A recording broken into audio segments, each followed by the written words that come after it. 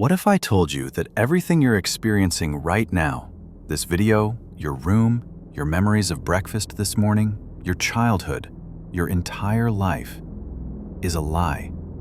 Not a simulation, not a dream, something stranger. What if your consciousness flickered into existence 3 seconds ago, fully formed, complete with a lifetime of fake memories? A brain floating in the void of empty space, convinced it's a person living a real life in a real universe. And here's the disturbing part. According to some interpretations of physics, this might be more likely than you being, well, you. This is Paradox Labs, and welcome to the Boltzmann Brain. To understand this paradox, we need to go back to the 1800s and meet a man named Ludwig Boltzmann. He was an Austrian physicist who helped answer one of science's deepest questions. Why does time seem to move in one direction? Think about it. Eggs break, but never unbreak. Ice melts in your drink, but your drink never spontaneously freezes. Everything in the universe seems to move from order to disorder, never the other way around. Why? Boltzmann's answer was probability. There are vastly more ways for things to be disordered than ordered. Your bedroom has basically one way to be perfectly clean, everything in its exact right place. But there are millions of ways for it to be messy, clothes on the floor, on the chair, hanging out of drawers. So over time, systems naturally drift toward disorder. This is entropy, the measure of randomness, and it always increases. But here's the catch. Entropy is statistical, not absolute. It's not that order can never emerge from chaos. It's just incredibly, vanishingly unlikely. Given enough time, random fluctuations can produce anything. A molecule, a rock, a planet, a brain. Now let's scale this up to the universe. Cosmologists believe the universe might exist forever, or at least for an incomprehensibly long time. We're talking timescales so vast that the number of years would have more digits than atoms in the observable universe.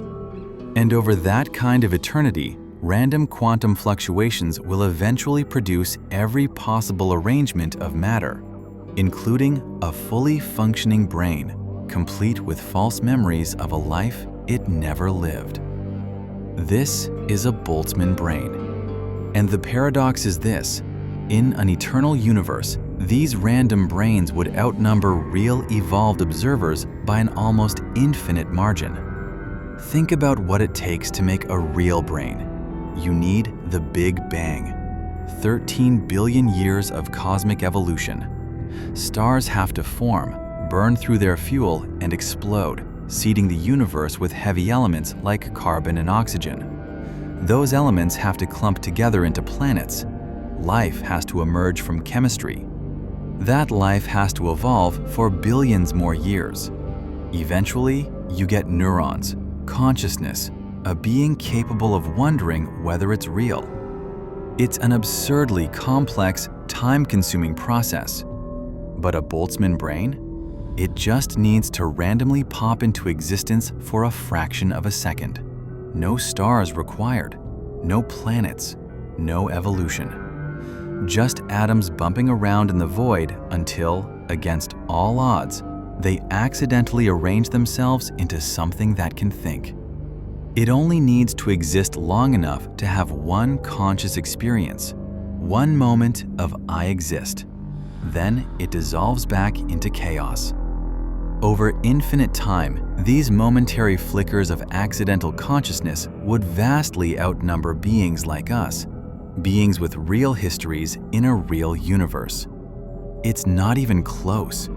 For every genuine human that evolution painstakingly created, there would be trillions upon trillions of Boltzmann brains, each one briefly convinced it's real.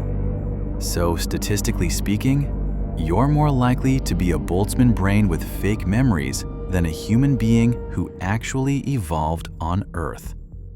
Now, most physicists don't actually believe you're a disembodied brain floating in space. That's not really the point. The Boltzmann brain isn't a claim about reality, it's a test for our theories. If your model of the universe predicts that Boltzmann brains should vastly outnumber real observers, something is probably wrong with your model. It's what philosophers call a reductio ad absurdum, following logic to an absurd conclusion to show that your starting assumptions must be flawed. Some cosmologists use this to argue against an eternal universe. If the cosmos has an endpoint, Boltzmann brains never get their chance to dominate. Others say the paradox constrains what dark energy can do, or how we should think about the multiverse.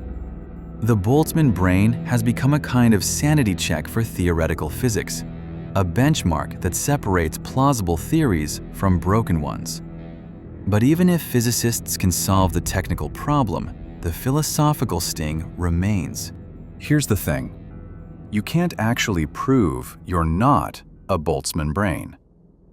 Every memory you have, every sensation you're feeling right now, every piece of evidence that you're a real person in a real universe, a Boltzmann brain would have all of that too. That's the whole point. Its false memories would feel exactly as real as your real ones. The very thoughts you're using to reject this idea could be part of the illusion. It's completely unfalsifiable. There's no test you can run, no experiment that settles it. And that's what makes it the kind of thing that haunts you at 2 a.m. when you can't sleep. We assume we're real because the alternative is unlivable. We trust our memories because we have to.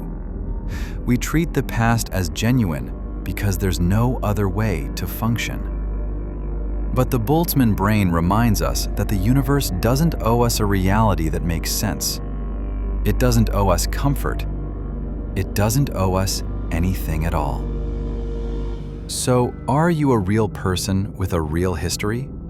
Or a random fluctuation, dreaming a life that never happened? Probably the first one, almost certainly. But probably and certainly aren't the same thing. And in a universe this strange, that gap is where the interesting questions live. I've been your host, James, from Paradox Labs. I'll see you in the next one.